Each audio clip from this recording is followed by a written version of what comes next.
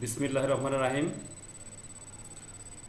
জাতীয় বিশ্ববিদ্যালয় কর্তৃক আয়োজিত অনলাইন ভিডিও লেকচারের আজকের বিষয় পদার্থবিজ্ঞান, কোর্সের নাম কম্পিউটার অ্যাপ্লিকেশন অ্যান্ড প্রোগ্রামিং। এটা 2 নম্বর লেকচার। আজকের লেকচার শিরোনাম অবজেক্ট ওরিয়েন্টেড টার্মস।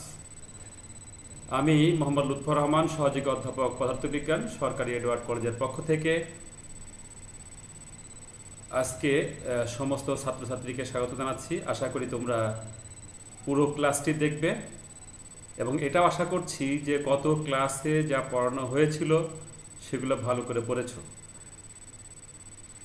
আজকে আমরা যে বিষয়গুলো আলোচনা করব সেটা হচ্ছে অবজেক্ট ওরিয়েন্টেড প্রোগ্রামিংয়ের সঙ্গে যে সমস্ত টার্মগুলো জড়িত সেগুলো নিয়ে, এবং এই ক্লাসটি অত্যন্ত গুরুত্বপূর্ণ।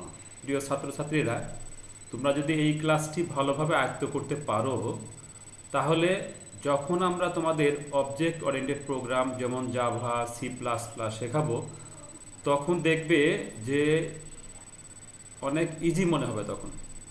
তো আমাদের আজকের যে টার্মগুলো আমরা শিখব সেটা হচ্ছে অবজেক্ট ওরিয়েন্টেড প্রোগ্রামিংয়ের ক্লাস কি, অবজেক্ট কি, ইনহেরিটেন্স কি, পলিমরফিজম কি, এনক্যাপসুলেশন কি, ডেটা হাইডিং কি এবং মেসেজ পাসিং কি, এইগুলো আমরা শিখব। অবশ্যই তোমরা পুরো ক্লাসটি আমার সঙ্গে থাকবে। আমরা প্রথমে আসছি যে ক্লাস কি জিনিস। ক্লাস হচ্ছে অবজেক্ট ওরিয়েন্টেড প্রোগ্রামে ইউজার ডিফাইন্ড, অর্থাৎ আমরা ডিফাইন করে দেব একটা ডেটা টাইপ যা প্রোগ্রামে বিল্ট ইন ডেটা টাইপের মতোই ক্রিয়া করবে। একটি ক্লাসে বিল্ট ইন ডেটা টাইপের কয়েকটি ভেরিয়েবল এবং ওই ভেরিয়েবলগুলো অ্যাক্সেস করার জন্য কতগুলো ফাংশন থাকে। তাহলে আমরা এখানে শিখলাম যে একটা ক্লাসের মধ্যে কতগুলো ভেরিয়েবল থাকে এবং ওই ভেরিয়েবলগুলোকে অ্যাক্সেস করার জন্য কতগুলো ফাংশন থাকে। প্রয়োজন অনুযায়ী প্রোগ্রামে ক্লাস বর্ণনা করা হয়, তারপর ওই ক্লাস টাইপের যে কোনো সংখ্যক অবজেক্ট ঘোষণা করা হয়। তাহলে আমরা কি শিখলাম যে প্রথমে আমরা একটা ক্লাস ঘোষণা করব এবং সেই ক্লাস ঘোষণা করার পরে ওই ক্লাসের মধ্যে আমরা অবজেক্ট ঘোষণা করব। তাহলে আমরা দেখলাম যে ক্লাস হলো একই ধরনের কতগুলো অবজেক্টের সমষ্টি। তাহলে একই ধরনের কতগুলো অবজেক্টের সমষ্টিকে আমরা কি বলবো? ক্লাস বলবো। আমরা কতগুলো উদাহরণ দিচ্ছি আগে। যেমন ফল যদি একটা ক্লাস হয় তাহলে এই ফলের মধ্যে আম, জাম, কলা, কাঁঠাল ইত্যাদি এই এক একটি কিন্তু অবজেক্ট হবে। তাহলে আমরা ক্লাস শিখলাম, তাহলে অবজেক্টের সমষ্টি কিন্তু ছিল হচ্ছে ক্লাস। আমরা আরেকটা উদাহরণ তোমাদের এখানে যে ছবিতে দেখতে পাচ্ছ তোমরা সেটা দিয়েছি। সেটা হলো, মনে করো কার একটা ক্লাস।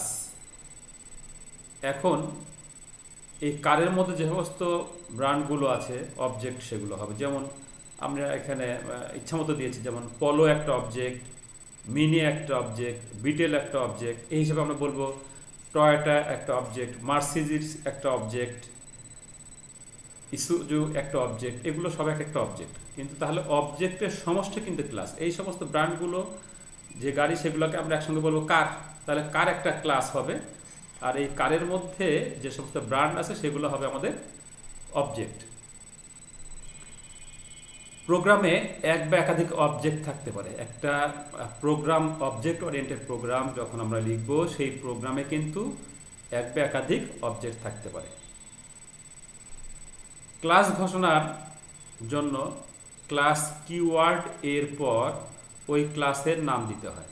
আমরা যখন প্রোগ্রামিংটা শিখব তখন এটা আরো ভালোভাবে বুঝবে যে আমরা যখন একটি ক্লাস ঘোষণা করব সেই ক্লাসের একটা নাম দিতে হবে। ক্লাস বডি দ্বিতীয় বন্ধনীর মধ্যে আবদ্ধ থাকে। তারপরে আমরা এটাও শিখলাম যে ক্লাসের আমরা প্রথমে একটা নাম দিলাম, নামের পরে আমরা একটা সেকেন্ড ব্র্যাকেট শুরু করব। এই সেকেন্ড ব্র্যাকেট মধ্যে আমরা ক্লাসের বডিটাকে দিব। তাহলে আবার একটু এখানে খেয়াল করো, প্রথমে যে ক্লাসটা ঘোষণা করবো সেই ক্লাসের একটা নাম থাকতে হবে, এবং ক্লাসের বডি থাকবে হচ্ছে সেকেন্ড ব্র্যাকেটের মধ্যে। তবে সি প্লাস প্লাসের মতো শেষে কোনো সেমিকোলন বসে না। আমরা এখানে যে সি প্লাস প্লাসের কথা বলি, সি প্লাস প্লাসে কিন্তু মানে সেমিকোলন বসে না। ক্লাস বডিতে ক্লাসের মেম্বার ভেরিয়েবলগুলো ঘোষণা এবং মেম্বার ফাংশানগুলোর বর্ণনা থাকে। তাহলে ক্লাস বডিতে কি থাকে? মেম্বার ভেরিয়েবলগুলোর ঘোষণা থাকে এবং মেম্বার ফাংশানগুলোর বর্ণনা দেওয়া থাকে। আবার বলছে এখানে আমরা প্রথমে একটা ক্লাস ঘোষণা করলাম, ক্লাসের একটা নাম দিলাম, তারপরে আমরা সেকেন্ড ব্র্যাকেটের মধ্যে ক্লাসের বডি দিলাম। এখন বলা হচ্ছে যে ক্লাসের বডিতে থাকবে মেম্বার ভেরিয়েবল, এগুলো ঘোষণা করতে হবে, এবং মেম্বার ফাংশন এর বর্ণনা থাকতে হবে বডির মধ্যে। আমরা স্টুডেন্ট নামের একটি ক্লাসের নমুনা আমরা পাশের মডেলে দেখবো আর কি। তাহলে আমরা যে কথাগুলো বললাম দেখো এগুলো একদম মিলে যাচ্ছে। আমরা একটা ক্লাস ঘোষণা করলাম, ক্লাসের নাম দিয়েছি কিন্তু স্টুডেন্ট। তোমরা এখানে একটু দেখো যে আমরা যে এই যে ক্লাস ঘোষণা করেছি, এই ক্লাসের নাম কি দিয়েছি? Student class. এবং আমরা একটু আগেই বলেছি যে সেকেন্ড ব্র্যাকেটের মধ্যে বডি থাকবে। তাহলে দেখো এখানে একটা সেকেন্ড ব্র্যাকেট, এখানে একটা সেকেন্ড ব্র্যাকেট, এর মধ্যে কিন্তু আমরা যা লিখেছি সবই হলো বডি। এবং ক্লাস বডিতে কি থাকবে? কতগুলো ভেরিয়েবল থাকবে এবং ফাংশন এখানে বর্ণনা করতে হবে।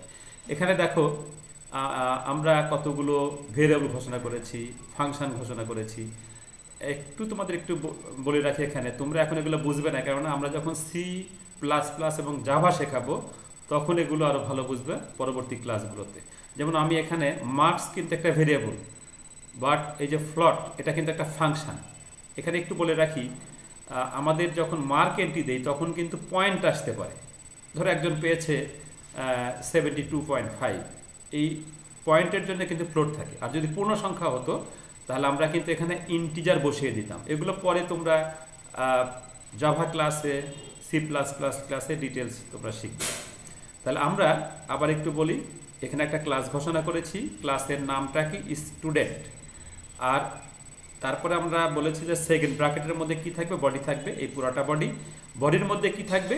এখানে ভেরিয়েবল থাকবে, যে marks variable, name variable, roll variable, এবং ফাংশন দেওয়া থাকবে, যে এটা ফ্লোট একটা function, display function, void function, এগুলো হচ্ছে ফাংশন।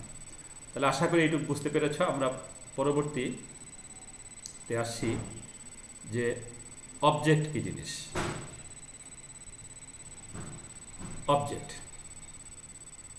অবজেক্ট কি?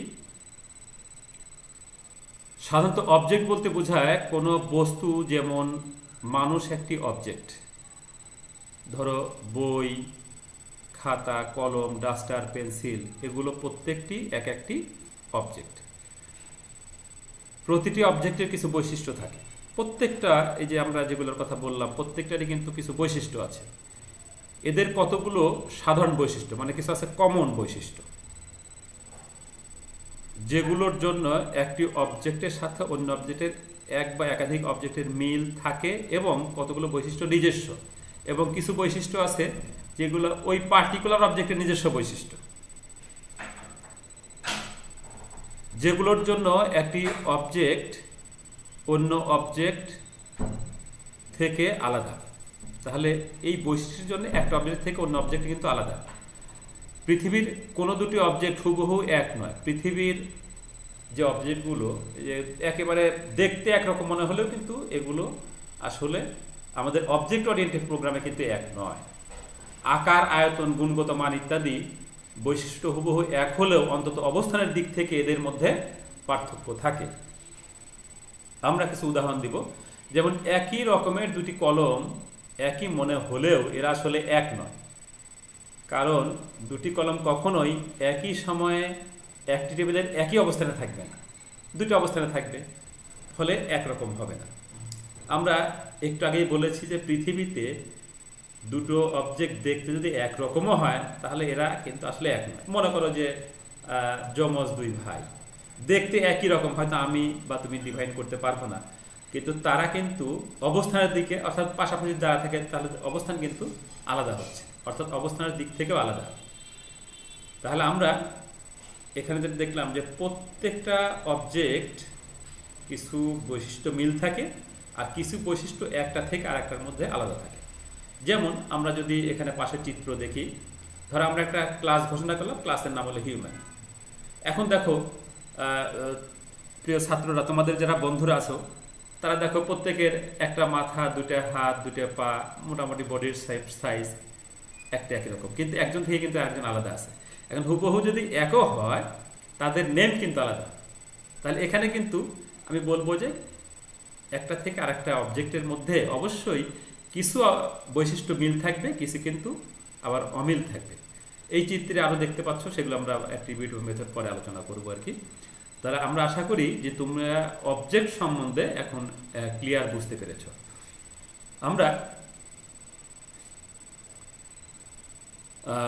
যে কোনো দুটি অবজেক্ট কখনো এক নয়, এটা আমরা একটু আগে বলেছি। তবে পার্থিব জীবন অবজেক্টের চেয়ে অবজেক্ট ওরিয়েন্টেড প্রোগ্রামের অবজেক্টের একটু আলাদা। আমরা যে পার্থিব জীবনের যে অবজেক্টগুলোর কথা বললাম সেখান থেকে কিন্তু অবজেক্ট ওরিয়েন্টেড প্রোগ্রাম, আমরা আসলে যেদিকে যাব আস্তে আস্তে অবজেক্ট ওরিয়েন্টেড প্রোগ্রাম, এই বৈশিষ্ট্য কিন্তু আলাদা। অবজেক্ট ওরিয়েন্টেড প্রোগ্রাম পদ্ধতির রান টাইম এন্টিটি হলো অবজেক্ট। তাহলে আমাদের অবজেক্ট ওরিয়েন্টেড প্রোগ্রামের রান টাইম এন্টিটি এটা একটা অবজেক্ট। অবজেক্ট ওরিয়েন্টেড প্রোগ্রামে ক্লাস টাইপের কোনো ভেরিয়েবলকে আমরা অবজেক্ট বলবো। আমরা তাহলে ক্লাস কি আমরা একটু আগে আলোচনা করেছি।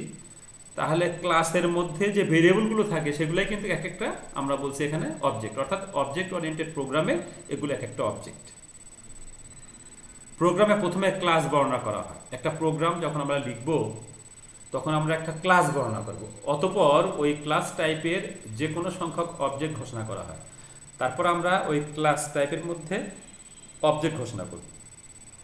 আমরা একটু আগেই স্টুডেন্ট যে ক্লাস ঘোষণা করেছি, এখন তার মধ্যে আমরা স্টুডেন্টের কিছু নাম আমরা ধরলাম, একজনের নাম S1, একজন S2, এভাবে আপ টু SN, এগুলো হচ্ছে তাদের নাম বা এগুলো আমাদের হলো অবজেক্ট। তাহলে আমরা ওই স্টুডেন্ট ক্লাসের অবজেক্ট হিসাবে ঘোষণা আমরা এখন করব। এই ঘোষণায় বিল্ট ইন ডেটা টাইপের মতো কোনো ভেরিয়েবল ঘোষণার মতোই এটা হবে। যেমন আমরা এখানে কিন্তু শুধু আমরা অবজেক্ট দেখাচ্ছি, কোনো প্রোগ্রাম লিখছি না। যে স্টুডেন্ট 1 এটা কিন্তু একটা অবজেক্ট, স্টুডেন্ট 2 এটা কিন্তু একটা অবজেক্ট, স্টুডেন্ট 3 এটা কিন্তু অবজেক্ট, আপ টু এইভাবে স্টুডেন্ট n এটা একটা অবজেক্ট। তাহলে আমাদের একটা ক্লাস ছিল একটু আগেই, যেটা আমরা বলেছি কি ক্লাস, স্টুডেন্ট ক্লাস। স্টুডেন্ট ক্লাসের মধ্যে আমরা বিভিন্ন নাম দিয়েছি, এগুলো হচ্ছে এক একটা আমরা এখানে অবজেক্ট বলবো। তা আমরা দেখো ক্লাস এবং অবজেক্টের একটা এখানে চিত্র দিয়েছি, তোমরা এখন দেখেই বুঝতে পারছো যে আসলে ক্লাস এবং অবজেক্ট কোনটা কি। আমরা এখানে চিত্রে অ্যানিম্যাল ক্লাস নিয়েছি। তাহলে অ্যানিম্যাল ক্লাসের মধ্যে যে চিত্রগুলো আছে তোমরা দেখতে পাচ্ছ, এখানে জিরাফ আছে, হরিণ আছে, কুকুর আছে, পাখি আছে, হাতি আছে, এখানে সিংহ আছে। এইগুলা কিন্তু এক একটা আমরা এখানে অবজেক্ট বলছি। আর সব মিলে অবজেক্ট মিলে তাহলে কি হচ্ছে, একটা ক্লাস তৈরি হলো এখানে। আমরা এখন আসছি ইনহেরিটেন্স। আশা করি আগের টার্মগুলো বুঝতে পেরেছো, আমরা ক্রমান্বয়ে সামনের দিকে আগাচ্ছি। ইনহেরিটেন্স কি? আমরা দেখো যে ইনহেরিটেন্স মানে আমরা যেটা বুঝি যে উত্তরাধিকার সূত্রে কিছু পাওয়া বৈশিষ্ট্য, এরকম কিছু ইনহেরিটেন্স সাধারণভাবে বোঝায়। তো যে প্রক্রিয়ায় কোনো ক্লাস বা অবজেক্ট অন্য কোনো ক্লাস বা অবজেক্টের বৈশিষ্ট্য অর্জন করে থাকে তাকে বলা হয় ইনহেরিটেন্স। তাহলে আমরা ক্লাস কি, অবজেক্ট কি একটু আগে শিখে আসি, একদম এর সঙ্গে খুব ধারাবাহিকভাবে এটা মিল আছে। তাহলে আমরা এখানে বললাম যে প্রক্রিয়ায় কোনো ক্লাস বা অবজেক্ট অন্য কোনো ক্লাস বা অবজেক্টের বৈশিষ্ট্য অর্জন করে তাকে আমরা বলছি ইনহেরিটেন্স। অর্থাৎ একটা ক্লাস আছে, এখন নতুন একটা ক্লাস তৈরি হলো, তাহলে নতুন ক্লাস কি করলো, আগের ক্লাসের কিছু বৈশিষ্ট্য ওখান থেকে নিল, তাহলে সে ক্লাসের মধ্যে কিছু ইনহেরিটেন্স হলো। সেম অবজেক্টের ক্ষেত্রেও যদি আগের অবজেক্ট আছে, এখন আরেকটা অবজেক্ট হলো, আগের অবজেক্টের কিছু বৈশিষ্ট্য ছিল, সেই বৈশিষ্ট্য এখনকার অবজেক্টের মধ্যে থাকলো, তাহলে সেটাও কিন্তু ইনহেরিটেন্স হবে। একই প্রোগ্রামে কিছু প্রোগ্রাম অংশ অর্থাৎ প্রোগ্রামের একটি অংশ বারবার লেখার চেয়ে একবার লিখে তারপর ব্যবহার করা হলো সুবিধাজনক। মনে করো একটা প্রোগ্রামে একই জিনিস আমরা বারবার লিখছি, তাহলে বারবার না লিখে একবার যেটা লেখা আছে সেটা যদি প্রোগ্রামের পরবর্তী অংশে আমরা ব্যবহার করতে পারি তাহলে আমাদের বারবার লেখার কোনো দরকার হলো, এটা একটা সুবিধাজনক হলো। নির্ভুল পরীক্ষিত এবং এক বা একাধিক বার ব্যবহৃত কোনো ক্লাস নতুন করে তৈরি করার চেয়ে পুনরায় ব্যবহার করা সুবিধাজনক। অর্থাৎ একটি ক্লাস আগে আমরা তৈরি করেছি, যে ক্লাস আমরা ব্যবহার করেছি সেখানে দেখেছি সেটা নির্ভুল, অর্থাৎ একেবারে নিখুঁত একটা ক্লাস আমরা তৈরি করেছি। এখন আমরা পরবর্তী প্রোগ্রামে যদি সেই ক্লাসটি ব্যবহার করি তাহলে তো আমাদের লেখা দরকার হচ্ছে না। তার মানে একই জিনিস কিন্তু আমরা আবার ব্যবহার করলাম, পুনঃ পুনঃ ব্যবহার করলাম, এবং সেটা পরীক্ষিত ছিল, কোনো ভুল ছিল না। তাহলে অবশ্যই আমাদের সময়ও বেঁচে গেল, প্রোগ্রাম লেখার যে কষ্ট সেটাও আমরা বেঁচে গেলাম, এবং নিখুঁত ছিল। অতএব এটা আমাদের সুবিধাজনক হচ্ছে। এটা শুধু খরচ এবং সময় বাঁচায় না, বরং প্রোগ্রামের ঝামেলা কমায় এবং গ্রহণযোগ্যতা বাড়ায়। তাহলে আমরা এখানে দেখতে পাচ্ছি যে বারবার আমাদের লেখা দরকার হচ্ছে না। তাহলে কি হলো, যে আমাদের সময় বেঁচে গেল, আমাদের এটা লিখতে যে একটা খরচ হতো সেটা বেঁচে গেল, এবং প্রোগ্রাম যে লিখছে তার কষ্ট হতো সে কষ্টটা থাকলো না, ঝামেলা কমে গেল। কিন্তু যেহেতু আগে আমরা পরীক্ষিত একটা ক্লাস নিয়েছি, এখন আমরা জানি যে সেটা একদম সঠিক আছে, অর্থাৎ তার গ্রহণযোগ্যতাও কিন্তু এখানে, বিশ্বাসযোগ্যতা, রিলায়েবিলিটি, সেটাও কিন্তু এখানে বেড়ে গেল। অবজেক্ট ওরিয়েন্টেড প্রোগ্রামিং পদ্ধতি পুরোপুরি এই সুবিধাটা এখানে আছে। আমরা কিন্তু কথা বলছি অবজেক্ট ওরিয়েন্টেড প্রোগ্রাম নিয়ে। আমরা গত লেকচারে বলেছিলাম যে প্রোগ্রামকে আমরা দুই ভাগে ভাগ করতে পারি, একটা হলো প্রসিডিউর ওরিয়েন্টেড প্রোগ্রাম, একটা হলো অবজেক্ট ওরিয়েন্টেড প্রোগ্রাম। আমরা যে বৈশিষ্ট্যগুলোর কথা এখন আমরা বলছি এগুলো হচ্ছে অবজেক্ট ওরিয়েন্টেড প্রোগ্রাম। তাহলে ইনহেরিটেন্স এর একটা গুরুত্বপূর্ণ বৈশিষ্ট্য কি? অবজেক্ট ওরিয়েন্টেড প্রোগ্রামের গুরুত্বপূর্ণ বৈশিষ্ট্য হচ্ছে এখানে ইনহেরিটেন্স। আমরা এখানে একটা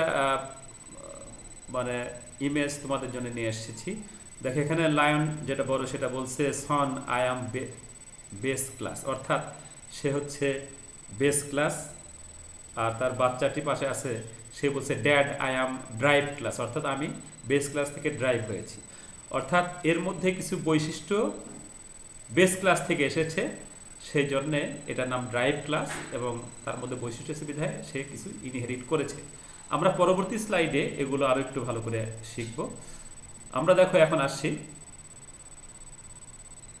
যে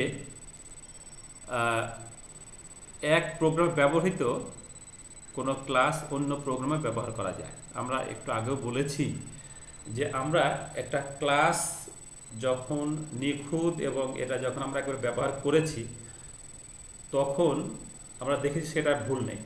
তাহলে সেই ক্লাসটি যদি নতুন কোনো প্রোগ্রামে আমাকে লিখতে হয় তাহলে আমাকে কষ্ট করতে হবে, তো প্রয়োজন নেই লেখার, কেননা আমরা যেহেতু আগে নিখুঁত একটা ক্লাস ব্যবহার করেছি সেই ক্লাসটি কিন্তু নতুন প্রোগ্রামে আমরা এখানে ইউজ করতে পারবো। তাহলে আমাদের কষ্ট করে কিন্তু আর একদম লিখতেই হবে না। তাহলে আবার এই ক্লাসের বৈশিষ্ট্য ব্যবহার করে নতুন ক্লাস আমরা তৈরি করতে পারবো। অর্থাৎ আগের যে ক্লাস ছিল সেই ক্লাস যদি আমরা নতুন প্রোগ্রামে ব্যবহার করি এবং নতুন প্রোগ্রামে যদি কিছু বৈশিষ্ট্য বাড়ানো দরকার হয়, অর্থাৎ আগের বৈশিষ্ট্য তো আমাদের আছেই, উপরন্ত আমরা কিছু বৈশিষ্ট্য আরও নতুন ক্লাসে বাড়াবো, তাহলেও আমরা সেটা করতে পারি। তাহলে এইভাবে পুরাতন ক্লাস থেকে নতুন ক্লাস তৈরি করার কৌশলকে আমরা বলবো হলো ইনহেরিটেন্স। তাহলে আমরা দেখো এই জিনিসটা আবার একটু বলছি যে আমাদের একটা ক্লাস যেটা আগের কোনো প্রোগ্রামে ব্যবহার করেছিলাম সেটা একদম পরীক্ষিত এবং নির্ভুল ছিল। এখন নতুন একটি প্রোগ্রাম আমাদের লেখার প্রয়োজন হলো, কিন্তু সেখানে আগের যে ক্লাস ছিল সেই ক্লাসের বৈশিষ্ট্য তো আছেই, নতুন ক্লাসে আমরা আরও কিছু বৈশিষ্ট্য যোগ করতে পারি। সুতরাং নতুন প্রোগ্রামে পুরাপুরি নতুনভাবে ক্লাস লেখার কোনো দরকার নেই, বরং আমরা পূর্বের ক্লাসটি এখন নতুন প্রোগ্রামে নিয়ে আসব এবং পূর্বের ক্লাসের বৈশিষ্ট্য সহ আমরা কিছু বৈশিষ্ট্য লিখতে যদি চাই তাহলে লিখলে আমাদের নতুন ক্লাস তৈরি হয়ে গেল। তাহলে পূর্বের ক্লাসের যে বৈশিষ্ট্য আমরা যে নতুন ক্লাসে নিয়ে আসলাম, এটাকেই কিন্তু আমরা আসলে বলেছি ইনহেরিটেন্স। সেক্ষেত্রে পুরাতন ক্লাসকে আমরা কি বলবো? বেস ক্লাস বলবো, ভিত্তি ক্লাস। আর নতুন ক্লাস যেটা, সেটার নাম আমাদের হবে ড্রাইভড ক্লাস, নতুন একটা ক্লাস তৈরি হলো। তাহলে আমরা এখানে ক্লাসকেও কিন্তু দুইটা ভাগে আমরা ভাগ করে ফেললাম, একটা হলো বেস ক্লাস, একটা হলো ড্রাইভড ক্লাস। বেস ক্লাস কোনটা? যেটা আমরা পূর্বের কোনো প্রোগ্রামে ব্যবহার করেছিলাম, সেটাকে আমরা বলছি বেস ক্লাস। আর ড্রাইভড ক্লাস কোনটা? নতুন কোনো প্রোগ্রামে পূর্বের ক্লাসটিকে আমরা নিয়ে আসছি এবং কিছু বৈশিষ্ট্য আগে আরও যোগ করেছি, এটার নাম হবে ড্রাইভড ক্লাস।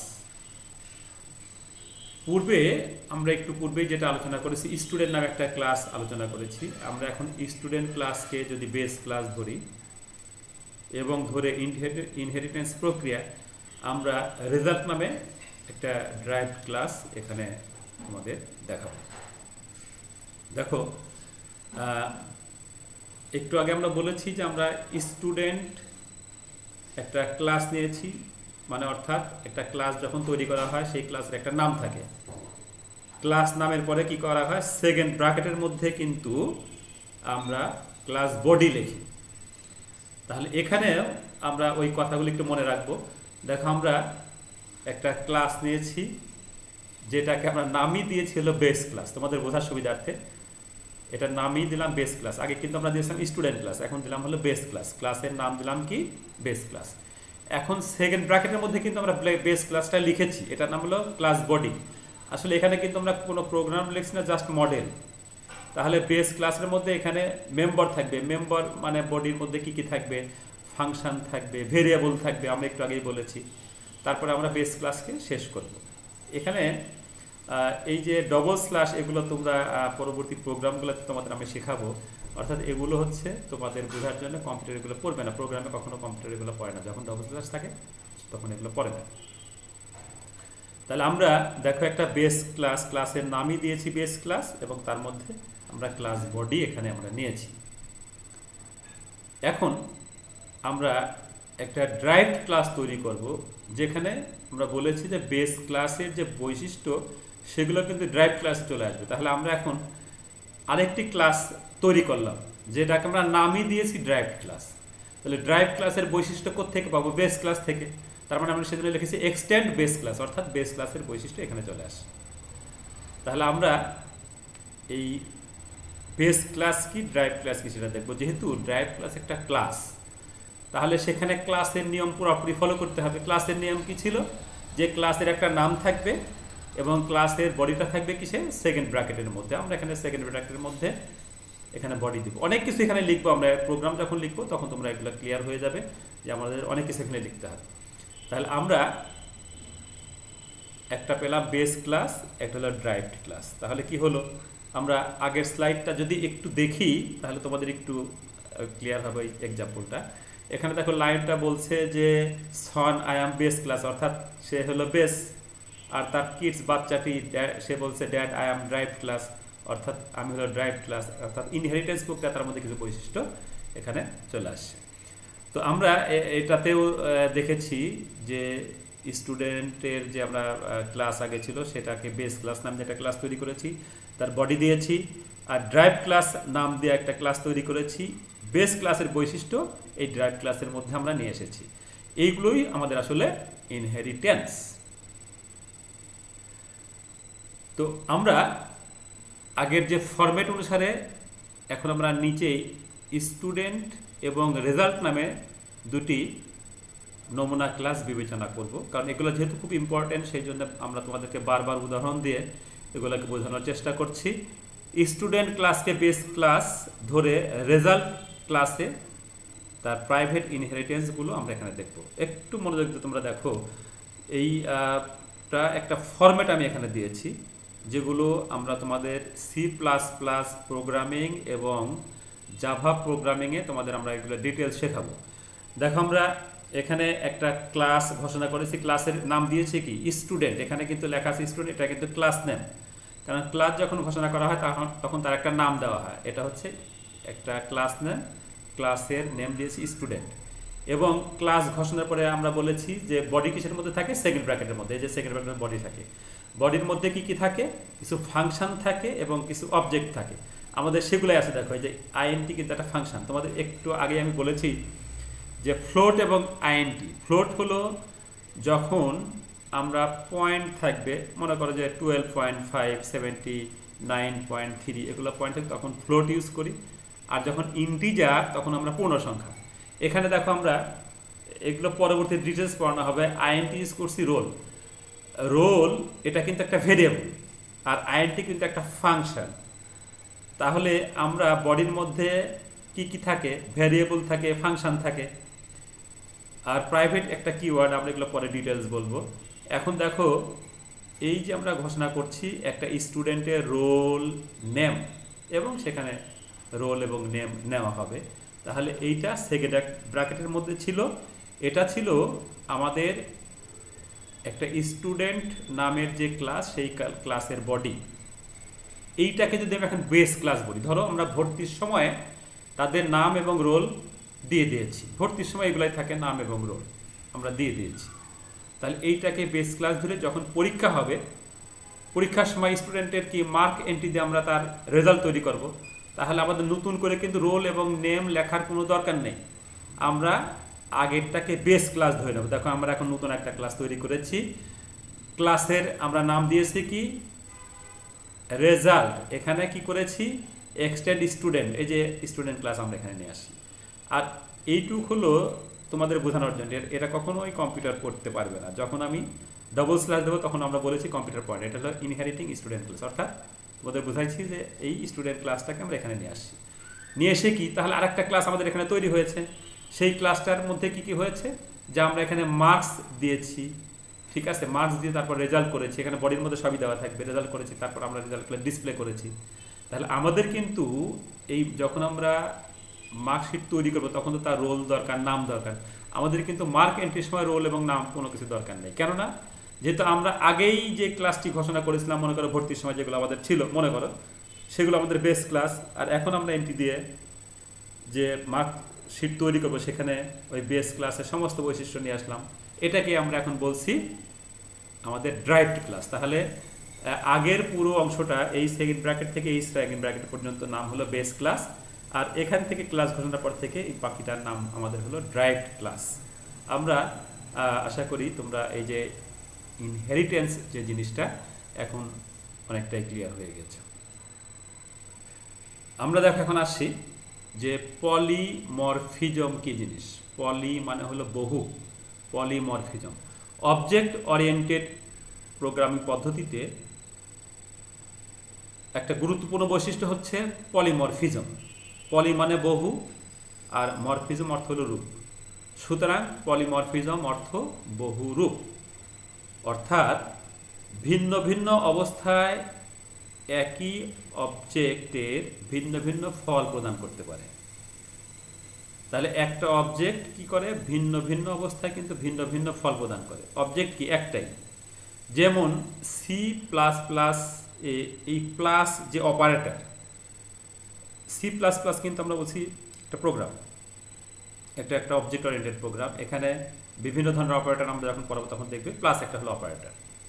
তাহলে এই অপারেটরে দুটি নিউমেরিক সংখ্যার যোগফল হিসাবে আরেকটি নিউমেরিক সংখ্যা প্রদান করে। অর্থাৎ আমরা যদি দুটো পূর্ণ সংখ্যা যোগ করি তাহলে যোগফল কি হবে, অবশ্যই পূর্ণ সংখ্যা হবে। পূর্ণ সংখ্যার যোগফল কখনো পয়েন্ট হতে পারে না।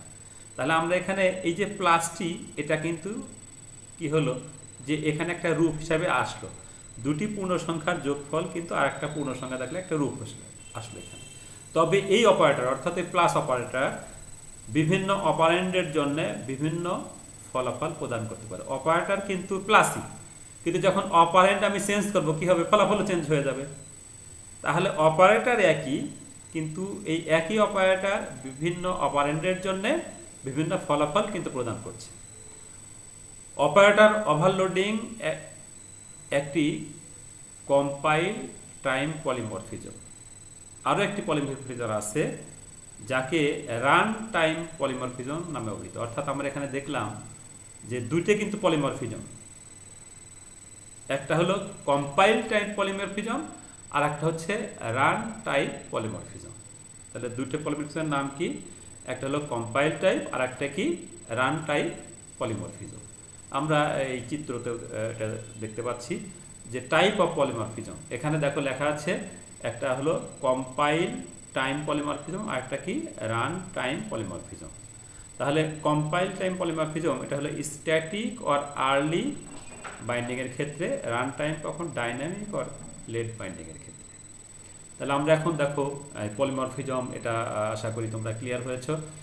এরপর আমরা আসছি এনক্যাপসুলেশন। আসলে অবজেক্ট ওরিয়েন্টেড প্রোগ্রামের যে বৈশিষ্ট্যগুলো আমরা আজকে পড়াচ্ছি এগুলো খুব নিখুঁত পড়তে হবে, আশা করি তোমরা বুঝতেও পারছো।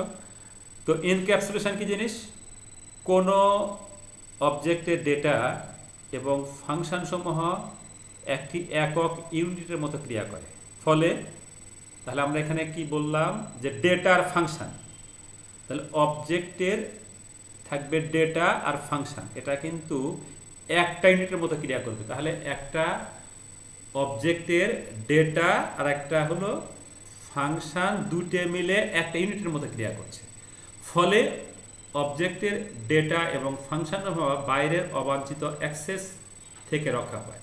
তাহলে কি হলো যে দুটো মিলে যখন একটার মতো ক্রিয়া করছে, অবাঞ্ছিত অ্যাক্সেস যেগুলো অবাঞ্ছিত প্রবেশ অধিকার এটা থেকে কিন্তু আমাদের ডেটা রক্ষা পাচ্ছে। এভাবে একটি অবজেক্টের ডেটা এবং ফাংশনকে একটি একক ইউনিটে পরিণত হওয়ার বৈশিষ্ট্যকে এনক্যাপসুলেশন বলা হয়। তাহলে আমরা ডেটা আর ফাংশন মিলে যখন একটি একক ইউনিটে পরিণত হওয়ার যে বৈশিষ্ট্য তাকে আমরা বলছি হলো এনক্যাপসুলেশন। ডেটা এনক্যাপসুলেশনে অবজেক্ট ওরিয়েন্টেড প্রোগ্রামিং পদ্ধতির একটা অত্যাবশ্যকীয় বৈশিষ্ট্য। তাহলে এনক্যাপসুলেশনটা আবার একটু বলি, এখানে ডেটা এবং ফাংশন কিন্তু এক জায়গাতে আমরা রেখে দিলাম। এনক্যাপসুলেশন এর কারণে অবজেক্টের ডেটা এমন একটি একক ইউনিটে পরিণত হয় যে অবজেক্টের ডেটা তার ফাংশন থেকে এটাকে আলাদা করা যায় না। অর্থাৎ দুটি মিলে একটা যে হলো এটা কিন্তু ওই ডেটা থেকে ওই ফাংশনটিকে আমরা আলাদাভাবে দেখতে পারি না, আলাদা করতেও পারি না আমরা। তাহলে পাশের চিত্রে দেখো, আসলে এনক্যাপসুলেশন আমরা যে ওষুধ খাই ক্যাপসুল, আমরা বলতে চাই যে ওই রকম একটা উদাহরণ থেকে হয়তো এসেছে যে এর মধ্যে তাহলে আমাদের কি থাকলো যে একটা অবজেক্টের মধ্যে আমাদের যে ডেটা থাকবে, ডেটা এবং ফাংশন একটার মধ্যে ঢোকানো থাকবে। তোমরা চিত্রে মেথড এবং ভেরিয়েবল দেখতে পাচ্ছ, এগুলো নিয়ে আমরা পরবর্তীতে আরও ডিটেলস আলোচনা করব। তাহলে আমরা এখন কি শিখলাম যে ডেটা এবং ফাংশন মিলে কিন্তু একটা ক্যাপসুলের মধ্যে আছে, অর্থাৎ এটার নামই হলো এনক্যাপসুলেশন। আমরা আসি এখন ডেটা হাইডিং কি জিনিস। হাইডিং মানে তো তোমরা জানো যে লুকায় রাখা। তো ডেটা হাইডিং অবজেক্ট ওরিয়েন্টেড প্রোগ্রামিংয়ে একটা গুরুত্বপূর্ণ বৈশিষ্ট্য। অবজেক্ট ওরিয়েন্টেড প্রোগ্রামিং, যেমন একটা উদাহরণ দিতে পারি আমরা সি প্লাস প্লাস, জাভা, এগুলো অবজেক্ট ওরিয়েন্টেড প্রোগ্রামিং।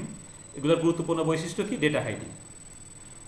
অবজেক্টের ডেটা এবং ফাংশন সমূহ একটি একক ইউনিটে পরিণত হয়। এটাকে আমরা কি বলেছি একটু আগেই, যখন একটি একক ইউনিটে পরিণত হয় তার নাম কি বলেছি?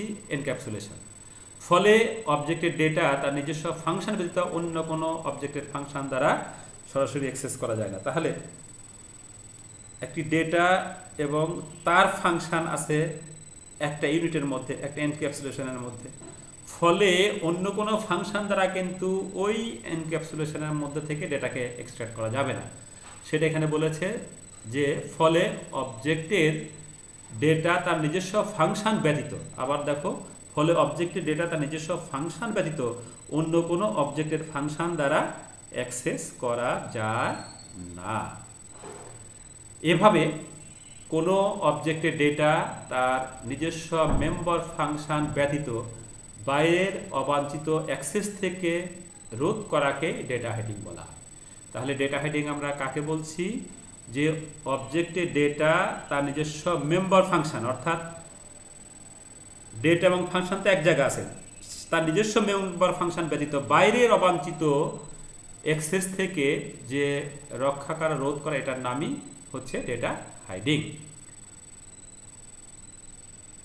এমন কি ইনহেরিটেন্স প্রক্রিয়া অন্য কোনো ক্লাসের ইনহেরিটেন্সও করা যায় না, তবে বেস ক্লাস এর পাবলিক মেম্বার ইনহেরিটেন্স প্রক্রিয়া অন্য কোনো ক্লাস এ ইনহেরিটেন্স করা যায়। আমরা পাশের চিত্রে এইগুলাই দেখতে পাচ্ছি আর কি। এরপরে আমরা দেখো আমাদের টাইম প্রায় শেষের দিকে চলে আসছি। Message passing. মেসেজ পাসিং কি জিনিস? যে message passing object oriented program পদ্ধতির একটা গুরুত্বপূর্ণ বৈশিষ্ট্য। অবজেক্টগুলোর প্রয়োজনে পরস্পরের মধ্যে কি করে? সংযোগ রক্ষা করে। তাহলে অবজেক্ট ওরিয়েন্টেড প্রোগ্রামে অবজেক্টগুলো পরস্পরের মধ্যে সংযোগ রক্ষা করে। সাধারণভাবে বলা যায় যে মানুষ যেভাবে পরস্পরের মধ্যে যোগাযোগ রক্ষা করে, অবজেক্টগুলো অনেকটা সেভাবেই পরস্পরের মধ্যে সংযোগ রক্ষা করে। মূলত অবজেক্টগুলো তাদের মেম্বার ফাংশনের মাধ্যমে একে অপরের সাথে সংযোগ রক্ষা করে। অবজেক্ট ফাংশন কেবল ওই অবজেক্টের নিজস্ব ডেটা ছাড়া সরাসরি অন্য অবজেক্টের ডেটা অ্যাক্সেস করতে পারে না। কোনো অবজেক্ট অপর কোনো অবজেক্টের সাথে সংযোগ রক্ষা করতে হলে প্রথম অবজেক্ট তার নিজস্ব মেম্বার ফাংশন এর মাধ্যমে দ্বিতীয় অবজেক্টের কাছে উদাহরণ পাঠায়। অতঃপর কী করে? দ্বিতীয় অবজেক্ট নিজস্ব মেম্বার ফাংশনের মাধ্যমে প্রথম অবজেক্টকে তার অনুরোধের ফলাফল বা উত্তর দিয়ে থাকে। এভাবেই কিন্তু অবজেক্টগুলোর মধ্যে সংযোগ রক্ষা করার নামই হলো মেসেজ পাসিং। অর্থাৎ মেসেজ পাসিংয়ের মাধ্যমেই কিন্তু এক অবজেক্ট আর এক অবজেক্টের মধ্যে সংযোগ রক্ষা করছে। তোমরা পাশের চিত্রে এটা দেখো যে আমাদের কিন্তু object A, object B, object C, object D আছে। এখানে প্রত্যেকটা অবজেক্টের মধ্যে তার ডেটা এবং ফাংশন কিন্তু আছে। প্রত্যেকটা মধ্যে আলাদা আলাদা ডেটা ফাংশন আছে, কিন্তু তারা যোগাযোগ করছে কিভাবে? মেসেজ পাসিংয়ের মাধ্যমে। একটার সঙ্গে দেখো প্রত্যেকটার সঙ্গে প্রত্যেকটা কিন্তু এখানে যোগাযোগ আছে। কিভাবে? মেসেজ পাসিংয়ের মাধ্যমে এরা যোগাযোগ করে। তো সুপ্রিয় ছাত্রছাত্রীরা, আজকে আমরা যে আলোচনাটা করলাম অবজেক্ট ওরিয়েন্টেড প্রোগ্রামের অত্যন্ত গুরুত্বপূর্ণ আলোচনা। আশা করি তোমরা এগুলো খুব বাসায় ভালো করে পড়বে। আর এই লেকচারটি জাতীয় বিশ্ববিদ্যালয়ের যে সমস্ত ছাত্রছাত্রীরা পরে দেখবে, যদি তোমাদের কোনো সমস্যা হয় তাহলে অবশ্যই তোমরা আমাকে জানাবে। ইমেল নাম্বার দেওয়া আছে ফার্স্ট স্লাইডে, তোমরা জানাবে এবং সেইগুলো আমরা তোমাদেরকে আবার উত্তর দেবো ইনশাল্লাহ। তো সবাইকে ধন্যবাদ জানিয়ে আজকের ক্লাস আমি এখানেই শেষ করছি। খোদা হাফেজ।